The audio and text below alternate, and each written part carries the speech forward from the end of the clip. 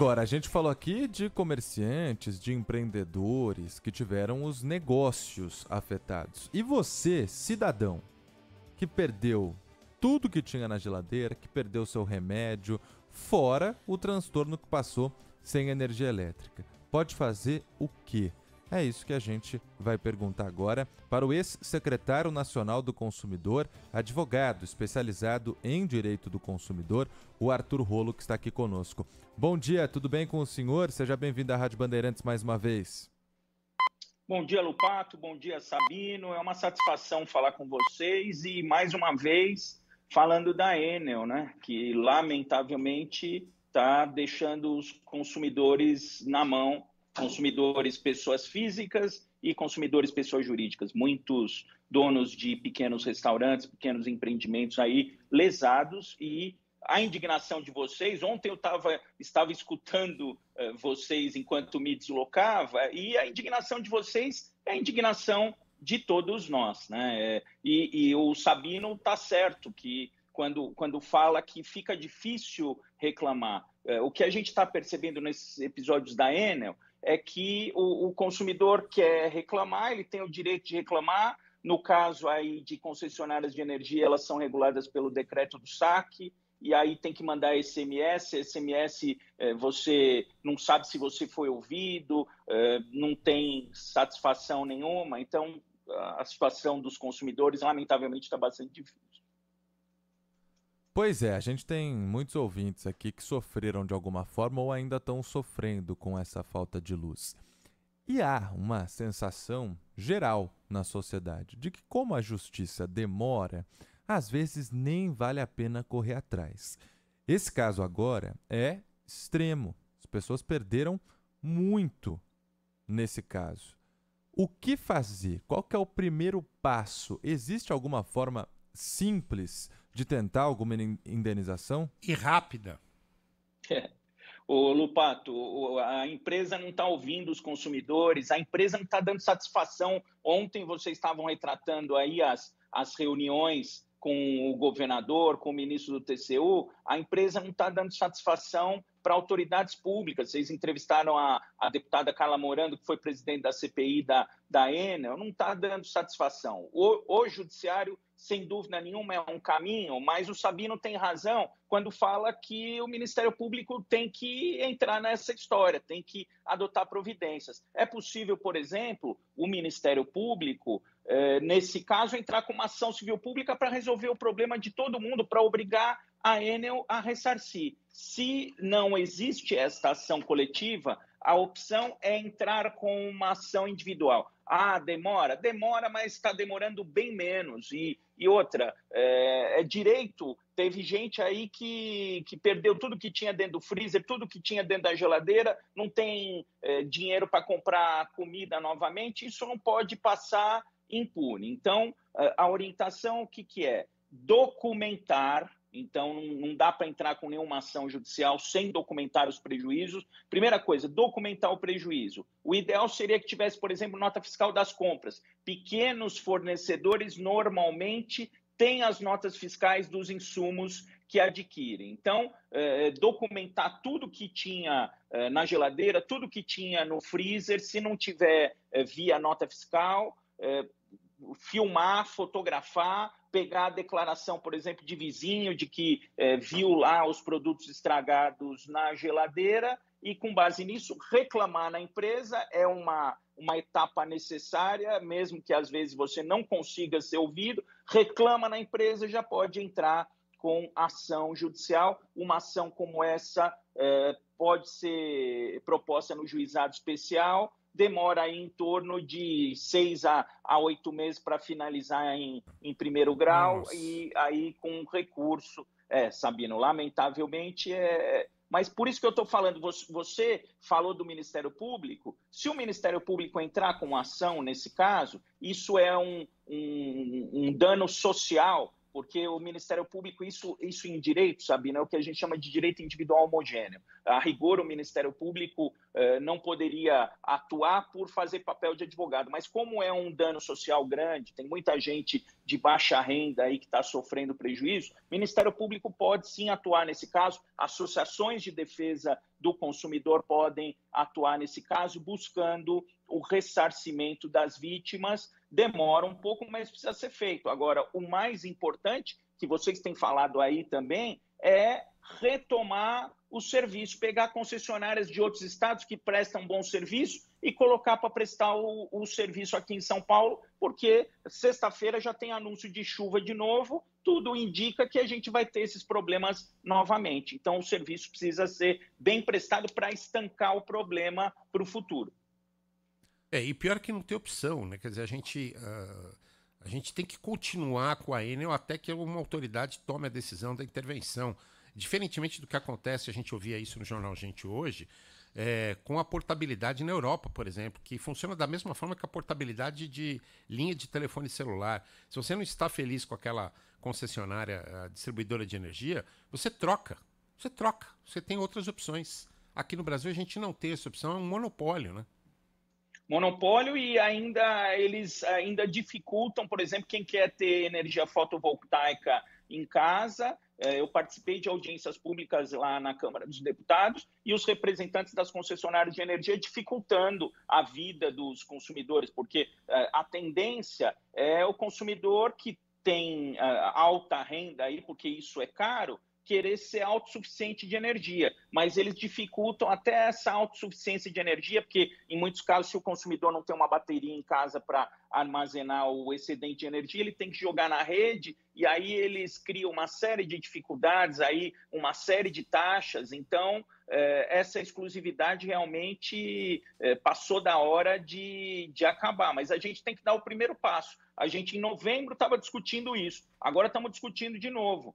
Provavelmente semana que vem a gente vai discutir. Se não tiver uma providência efetiva, me admira o TCU ter que tomar providência que a ANEEL deveria ter tomado. Vocês ontem falaram em mandato dos dirigentes da ANEEL, mas dirigente da ANEEL que não cumpre a sua função pode ser destituído aí também. Então, não é só tirar a concessionária fora. Se a ANEEL não está fazendo a parte dela, destitui. Obviamente, tem que ter um procedimento administrativo com direito à defesa e direito ao contraditório, mas tem que... Porque é um órgão regulador. O TCU, ele atua, mas ele atua geralmente de forma posterior, fiscalizando. O TCU teve que tomar frente porque a ANEEL não está fazendo nada. Então, tem que ter uma intervenção no serviço, sim. A sugestão é pegar empresas de outros estados que já tiveram que socorrer aqui, porque a Enel não tinha equipe técnica suficiente para atender a demanda, pegar concessionárias que prestam bons serviços em outros estados e colocar para elas prestarem o serviço aqui em uma forma de intervenção,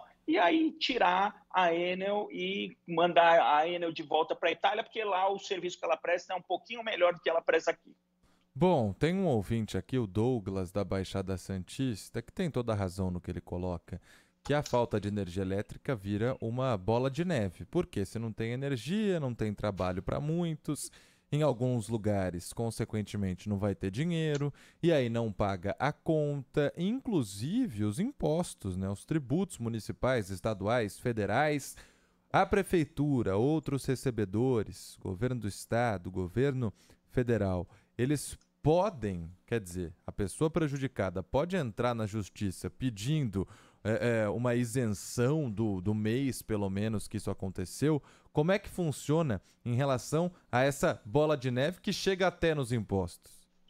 Bom, o correto aí seria, se tem uma quantidade de usuários muito grande sem energia, aí isentar do pagamento das multas dessas contas por um certo período, mas isso depende da sensibilidade aí dos credores. Então, a Prefeitura de São Paulo poderia fazer... O problema é que da Prefeitura de São Paulo, por exemplo, não pode fazer isso agora, porque a gente está no meio do segundo turno. Se isso for feito entre o primeiro e o segundo turno, isso pode ser considerado abuso eleitoral. Então, a Prefeitura de São Paulo não pode fazer isso agora. Mas, obviamente, a as concessionárias aí de serviços públicos poderiam ter essa boa vontade com os consumidores, os bancos privados também poderiam fazer uma concessão nesse sentido com os consumidores. A sugestão que a gente dá é entrar com um requerimento administrativo e pedir para isentar a multa. Falou, olha, eu fiquei sem luz e tudo, fazer um pedido administrativo junto ao credor de isenção da multa, mas se o credor não isentar, vai ter que pagar, porque teve gente que teve que ir lá no metrô, carregar celular e tudo, e a conta, o dever de pagar a conta pontualmente persiste, embora você tenha razão aí na questão de que deveria ter uma sensibilidade, porque efetivamente muita gente ficar sem tomar banho, porque quem tem chuveiro elétrico não consegue nem tomar banho, e então, muito mais difícil de pagar as contas. Diga, Sabino. Não, eu queria saber o seguinte, nós estamos correndo um risco grave que é de morte, né? A gente começa a entrar numa situação de risco de morte de pessoas aqui em São Paulo. E aí a empresa ou os dirigentes, aqueles que respondem pela empresa, vão ter que responder por homicídio, né, doutor? Sim, mas aí, nesses casos de risco de morte, por exemplo, quem tem plano de saúde, tem pessoas que estão em home care de plano de saúde. Isso é motivo, a falta de energia é motivo para a internação hospitalar. E aí é para a gente ver a cadeia de danos, né? Porque isso pode onerar, por exemplo, os planos de saúde, pode onerar uma série de pessoas. Quando uma empresa não faz a parte dela, outras empresas acabam tendo despesa. Então, no caso de quem tem aí o plano de saúde, está em regime de home care, é caso de ir para a internação hospitalar. Os hospitais dispõem, inclusive, de geradores para esse tipo de coisa não acontecer.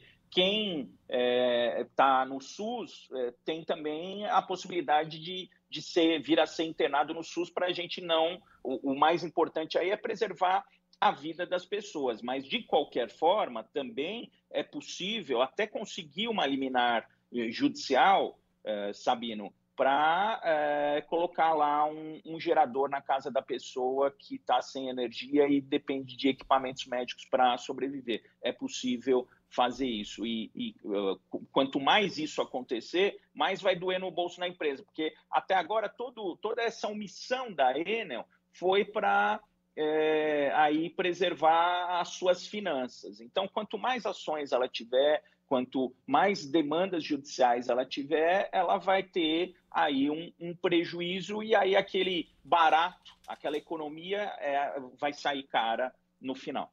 Agora, são muitos os casos específicos. Nós trouxemos doutor, há pouco, de um ouvinte chamado Zé Carlos, que tem, na Zona Sul de São Paulo, uma pequena oficina mecânica. Está sem trabalhar desde sábado, quando ele normalmente trabalharia, e a luz não voltou. Nesse caso, o que ele deve fazer? Porque ele perdeu a renda, literalmente. Mas fica difícil também de comprovar, porque ele depende de serviço. Se a oficina está fechada, não tem como ele comprovar que alguém tentou ir lá, viu que estava fechada e saiu. Aí é dano moral? O que ele deve pedir na justiça? Como agir nessa situação? Lupato, isso é o que a gente chama em direito de lucros cessantes. Lucros cessantes é aquilo que a pessoa presumivelmente deixou de ganhar. Então, você tem um faturamento semanal de R$3.000. Se você ficar uma semana sem trabalhar, você perdeu aí R$3.000. Como é que você comprova isso? Você comprova através dos balanços da empresa, através aí da entrada e da saída da empresa, do número de notas fiscais emitidas. Então, você tem como provar a sua média de renda semanal. Ficou uma semana sem trabalhar, o que a gente chama de lucro cessante. Esse valor aí entra como indenização de dano material, porque você tem como comprovar. Não é dano moral. Dano moral, quando a gente fala em dano moral, fala um abalo psicológico injusto e desproporcional. Por exemplo, a pessoa ficar uma semana sem conseguir tomar banho em casa, ter que se deslocar para a casa de um parente, distante para tomar banho. Isso entra no dano moral. Quando a pessoa deixa de ganhar alguma coisa, entra no lucro cessante, dano patrimonial. Quando a pessoa perde tudo que tem dentro da geladeira, também tem como comprovar dano patrimonial. Era isso que eu ia perguntar na sequência. Então, quem teve que ficar sem tomar banho, quem teve que ficar acendendo vela por uma semana, se locomovendo. A gente trouxe agora há pouco também o caso de uma mãe que tem um filho que respira por aparelhos, tem paralisia cerebral, e são 3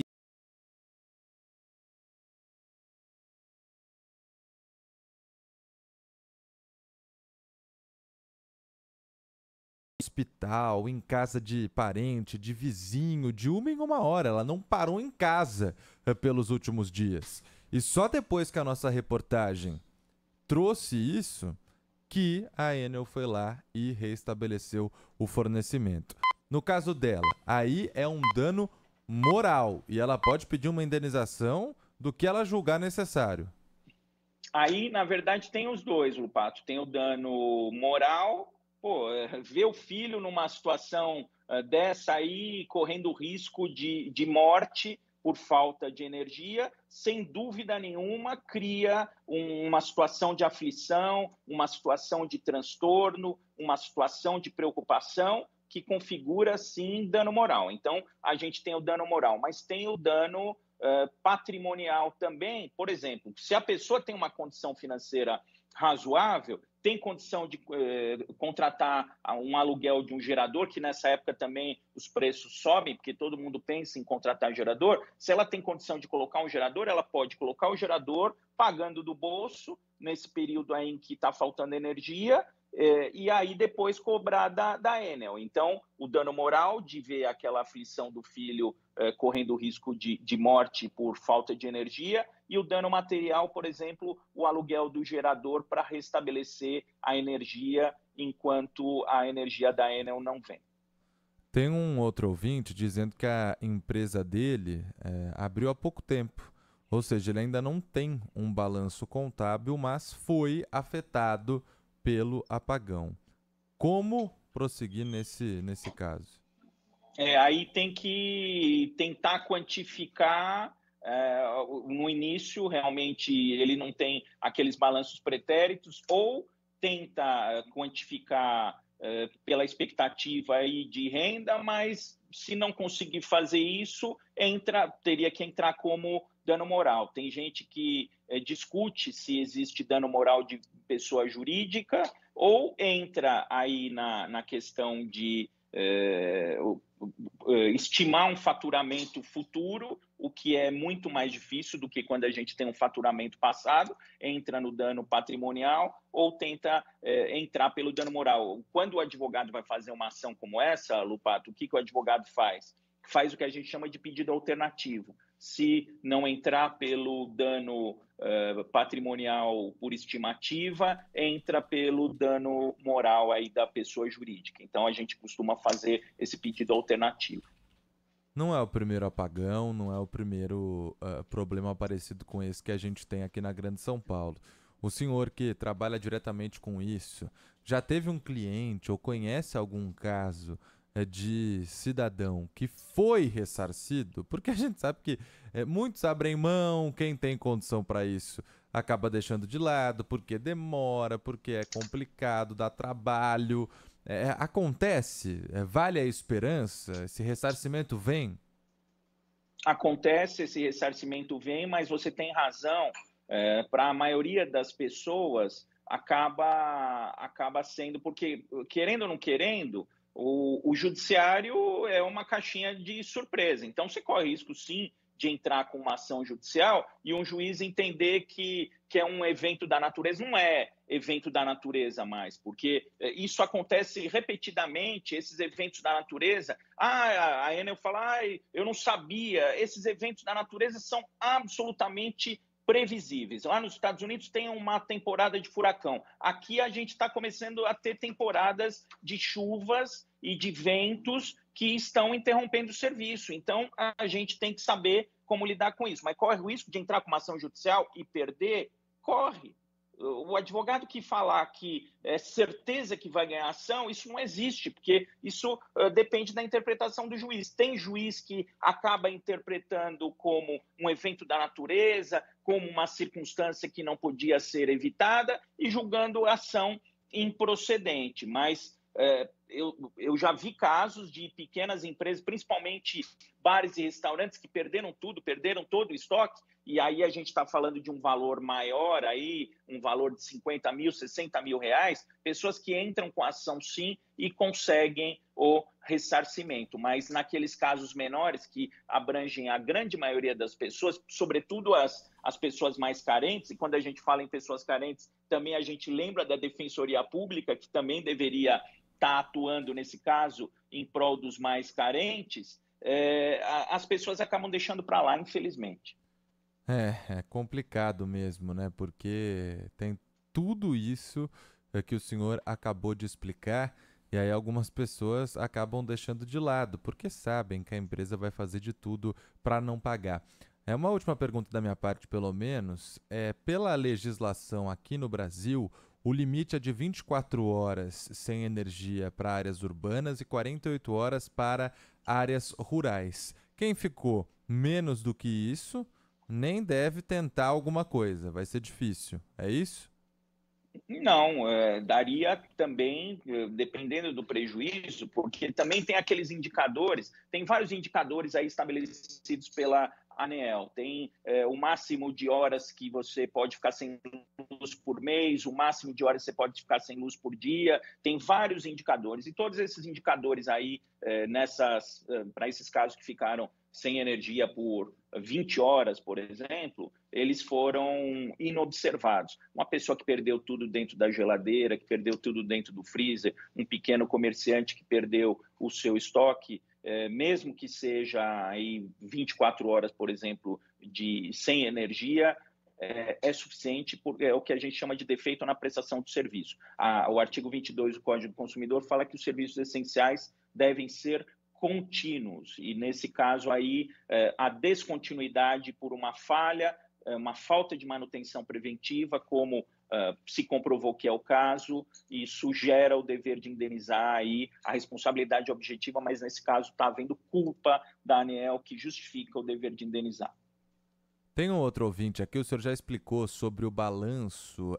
Quem não acabou de abrir a empresa, ainda não tem um balanço contábil feito, pode buscar uma alternativa. E aí esse ouvinte disse que ele é MEI. E os MEIs não precisam fazer um balanço contábil porque são desobrigados por lei. E aí?